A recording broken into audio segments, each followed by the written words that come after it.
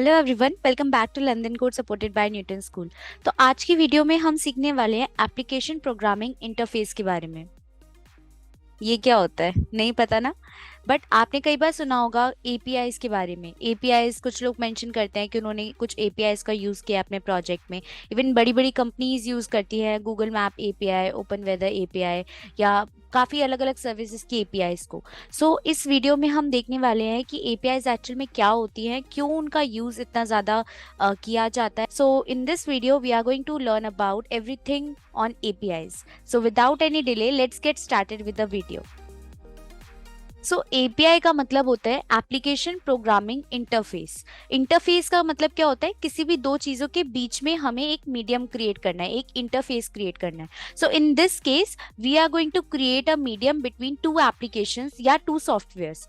So for example, अगर आप एक एप्लीकेशन बना रहे हो जिसको वेदर का डेटा चाहिए, अब ऑब्वियसली आप हर जगह जाकर वेदर का डेटा खुद से कैलकुलेट नहीं करने वाले, राइट? आप खुद से एक्सट्रैक्ट नहीं करने वाले। आप क्या करोगे, ऑलरेडी एग्जिस्टिंग सर्विसेज है, कुछ कंपनीज हैं जिनका काम ही यही है कि वो वेदर का डेटा कलेक्ट करती हैं। तो आप उनसे क्या बोलोगे कि यार मुझे ये डेटा चाहिए, आप प्लीज मुझे ये डेटा ला के दे दो। बट द प्रॉब्लम इज आप उनकी सर्विसेज को डायरेक्टली कॉल नहीं कर सकते, आप उनके डेटा को डायरेक्टली यूज नहीं कर सकते, बिकॉज जितना भी डेटा होता है कंपनी का वो काफी कॉन्फिडेंशियल होता है, ऐसे वो पब्लिकली असेसिबल नहीं होता। सो कंपनीज क्या करती हैं, कुछ एपीआईज बनाती हैं which is basically an interface between your application and their services, जिनको कॉल करके आप उन कंपनीज की सर्विसेज को यूज कर सकते हो। सो फॉर एग्जाम्पल, जैसे अभी हमने देखा कि आपको वेदर का डेटा चाहिए था। So there is this API known as open weather API, जिसमें अगर आप एक इनपुट दो कि आपको किस जगह का वेदर का डेटा चाहिए, अगर आपने वो इनपुट दिया उस एपीआई के अंदर, तो वो एपीआई आपको रिटर्न करके देगा जिस भी जगह का आपने डेटा मांगा था। सो इससे क्या होगा, आपकी जो एप्लीकेशन थी उसको डायरेक्टली ऐसा डेटा असेसिबल हो गया जिसके ऊपर आपको मेहनत नहीं करनी पड़ी, आपको खुद से जाके वो डेटा कैलकुलेट नहीं करना पड़ा। सो यही बेसिक मतलब होता है या बेसिक यूसेज होता है एपीआईज का, सो दैट हर चीज़ आपको स्क्रैच से ना करनी पड़े, हर डेटा आपको खुद से ना एक्सट्रैक्ट करना पड़े। You can reuse the data which other services has already calculated. So आपने देखा होगा काफ़ी सारी ऐसी एप्लीकेशंस होते हैं जिनमें log in and sign up के लिए गूगल का या फेसबुक का या बाकी किसी सर्विसेज का ऑथेंटिकेशन रिक्वायर्ड होता है, राइट? सो कंपनीज ऐसा क्यों करती है कि वो किसी दूसरी कंपनीज के ऑथेंटिकेशन को यूज कर रही है। सो देखो, authentication is a very big problem, right? उसको सॉल्व करना इतना आसान नहीं है कि आपने कुछ ऑथेंटिकेशन फैक्टर्स लगा दिए या फिर मल्टीपल ऑथेंटिकेशन लगा दी, जैसे 2FA या 3FA लगा दिया, then you are making sure कि जो प्रोफाइल है वो आपकी रियल है।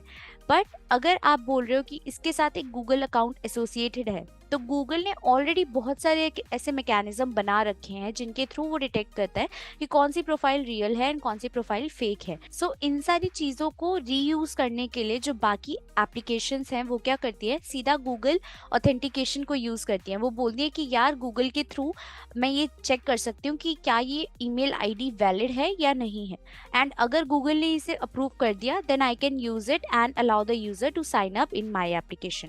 सो ये भी एक एपीआई के थ्रू होता है। अब ऑफ कोर्स गूगल अपना सारा डेटा या सारी एप्लीकेशन का जो कोड है वो फ्रीली एक्सेसिबल नहीं बना सकता सबके लिए। सो उसने क्या किया हुआ है, अपने एक ऑथेंटिकेशन एपीआई बनाई हुई है that we can use as a developer to integrate in our application और website.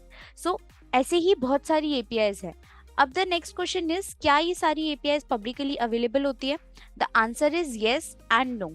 So why it is so? Because there are types of APIs. Some are public APIs and public APIs में भी there are chances कि जो API है उसमें कुछ आपको API की डालनी हो। अब API की क्या होती है?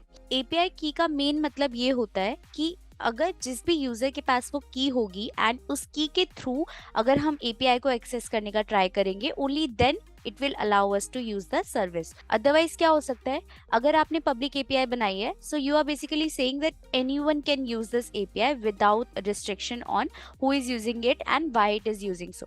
सो फॉर एग्जांपल, जैसे अगर बड़ी एप्लीकेशंस हम ले, ट्विटर की एपीआईज की अगर हम बात करें, सो अगर ट्विटर अपनी जो एपीआईज हैं वो ऐसे ही पब्लिक रखे बिना किसी एपीआई की के, तो उसका मिसयूज हो सकता है, because anyone can use it and integrated in their services without taking care of कि वो सर्विस क्या कर रही है, किसी को हार्म कर रही है नहीं कर रही, लीगल है इलीगल है, किसी भी चीज को देखे बिना अगर हमने फ्रीली असेसेबल बना दिया अपनी एपीआई को, तो उससे क्या होगा, हमारी एपीआई का गलत यूज हो सकता है। दैट इज वाई एक रिस्ट्रिक्शन लगाने के लिए, एक सिक्योरिटी लगाने के लिए आप एपीआई कीज का यूज कर सकते हो। सो ये तो हो गया बेसिक फंडा एपीआई का। तो हमने अभी कवर किया कि पब्लिक एपीआई क्या होती है। Public API can be keys के थ्रू हम उन्हें एक्सेस कर रहे हैं, या फिर वो फ्रीली अवेलेबल है विदाउट एनी की। Now the second variety of API is internal API. अभी हमने डिस्कस किया वो सिनेरियो जहाँ पे टू कंप्लीटली डिफरेंट सर्विसेज आपस में कम्युनिकेट कर रही थी, बट इट इज पॉसिबल कि एक ही कंपनी के अंदर हमारे पास काफी सारी सर्विसेज हो एंड सारी सर्विसेज को एक दूसरे की एपीआई की रिक्वायरमेंट हो। Now in that case it is possible that companies are making internal API. और the third type is partner API. Now इसका एक एग्जांपल लेते हैं। फॉर एग्जांपल रैपिडो, जोमेटो या बाकी ऐसी सर्विसेज जिनमें कहीं पर भी आपको मैप्स की ज़रूरत पड़ती है। सो यू हैव सीन कि उनकी जो एप्लीकेशंस हैं या वेबसाइट्स हैं उनमें आपको प्रॉपर गूगल मैप दिखेगा, but their main aim is to provide you services like food deliver करना, कैब सर्विस प्रोवाइड करना, ऑटोज प्रोवाइड करना, राइट। उनका मेन काम ये नहीं है कि सैटेलाइट्स लगाकर आपको मैप्स की इंफॉर्मेशन देना, जोग्राफिकल लोकेशंस देना, ये उनका मेन सर्विस नहीं है। So obviously they are not going to invest on satellites, right. Satellites को कैसे अरेंज करना है, उनके बीच में कम्युनिकेशन कैसे करना है, because Google Maps is already doing that service. So वो लोग क्या करते हैं, गूगल मैप्स के साथ पार्टनरशिप करते हैं, उनकी सर्विसेज को यूज करते हैं। So this is known as partner API, जिसमें क्या होता है, एक कंपनी अपनी एपीआई को अपने पार्टनर्स को प्रोवाइड करती है। There is a business relationship between two services. So this is known as partner API.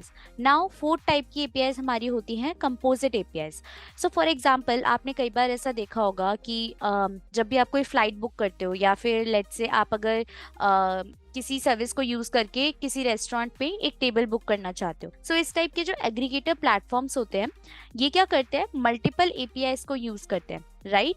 Now ऐसा एक सॉल्यूशन आप सोचो कि आप एक सिंगल एपीआई बनाओ जो इन सारी एपीआई से कम्युनिकेट करे एंड आपको एक combined result they they. So this type of API is known as composite API. So in simple word, अगर आप क्लाइंट साइड से सिर्फ एक कॉल में मल्टीपल एपीआई से इंटरेक्ट करना चाहते हो, then you can use composite API. So ये कहाँ यूज होती है, जहाँ पे हमारा माइक्रो सर्विस आर्किटेक्चर होता है, विच इज बेसिकली जब आप एक सर्विसेज को छोटी छोटी सर्विसेज में डिवाइड कर देते हो based on their roles and responsibilities, and आप एक सर्विस बनाते हो जो उन सारी सर्विसेज से कम्युनिकेट कर रही है। सो वो जो मेन सर्विस बनी वो आपकी एक्ट कर सकती है एज कंपोजिट एपीआई। उस सर्विस की जितनी भी एपीआईज होंगी which is basically going to communicate with other micro services and आपको एक कलेक्टिव रिजल्ट प्रोवाइड कर देंगे।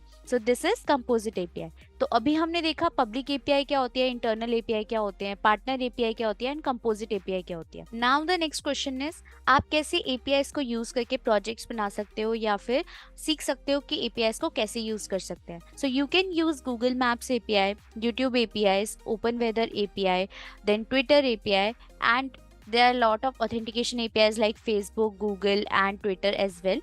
So you can use these APIs and do interesting things in your project. And अगर आपको और सीखना है कि कैसे आप APIs को यूज़ कर सकते हो अपनी वेबसाइट्स के अंदर, कैसे कंपोनेंट्स यूज़ कर सकते हो एंड एक अच्छी वेबसाइट क्रिएट कर सकते हो, उनके थ्रू अच्छे प्रोजेक्ट्स बना सकते हो, then you can take a full stack web development course provided by Newton school.